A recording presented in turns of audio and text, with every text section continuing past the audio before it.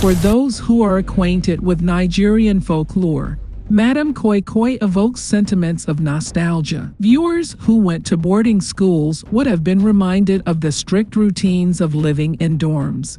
You're one of the new students, right? If you went to a secondary school in Nigeria in the 1990s and arts, you could hardly avoid the ghost stories surrounding Madam Koi Koi. There are undoubtedly several variations of the story. She bears some resemblance to Hanako-san, the vengeful ghost of a young woman who haunts school restrooms in Japan as payback for being harassed during her existence.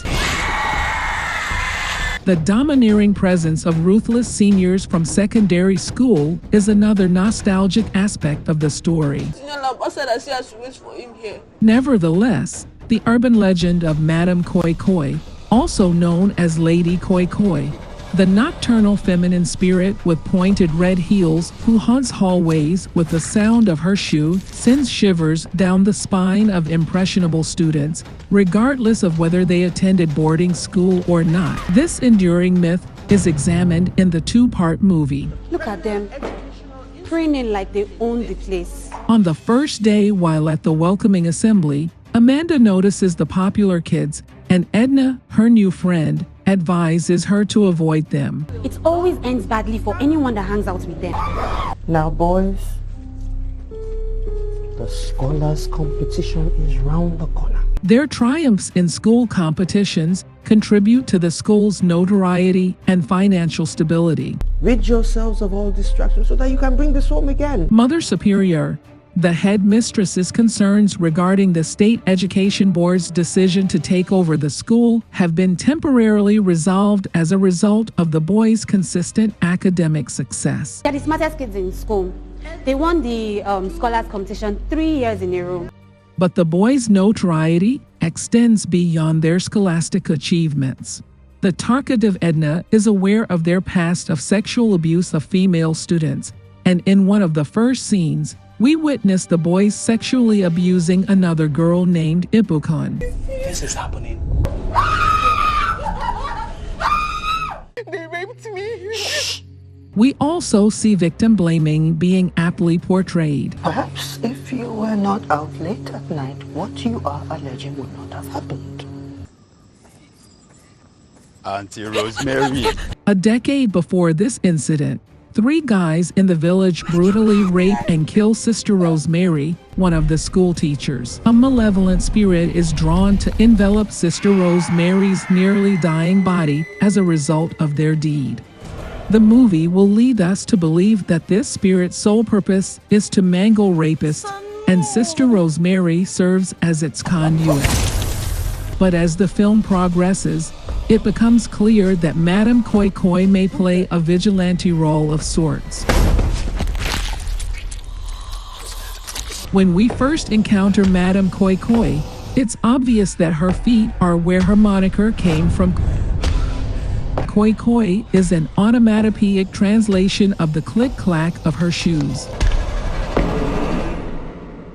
We're here to ask a few questions about the dead body found today. As word of the tragedy spreads across the school, she continues to tell Detective Theopulius and Oscar that it has nothing to do with this school. All of our students are accounted for. However, Babu Fawola, the school's security guard, who is aware of the long-standing pattern of the killings, recognizes it right away.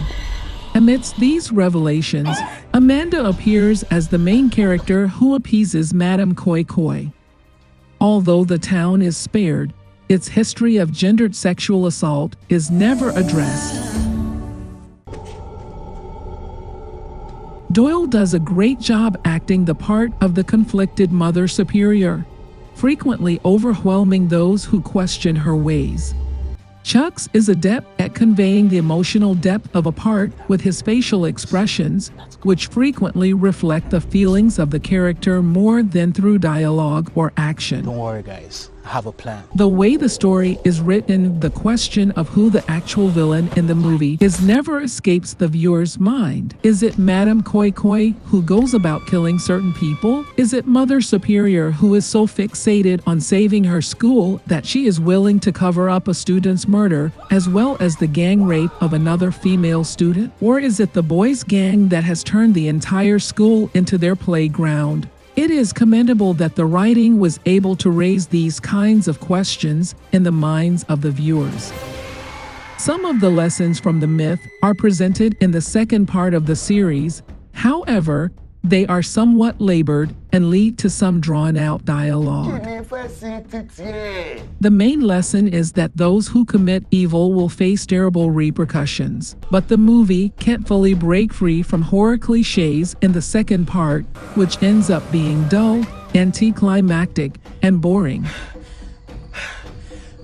Additionally, it departs from the widely held belief of Madame Koi Koi, portraying her as a stomping, monstrous creature rather than the specter of a woman whose heels crackle and send shivers down people's spines. In conclusion, the origin.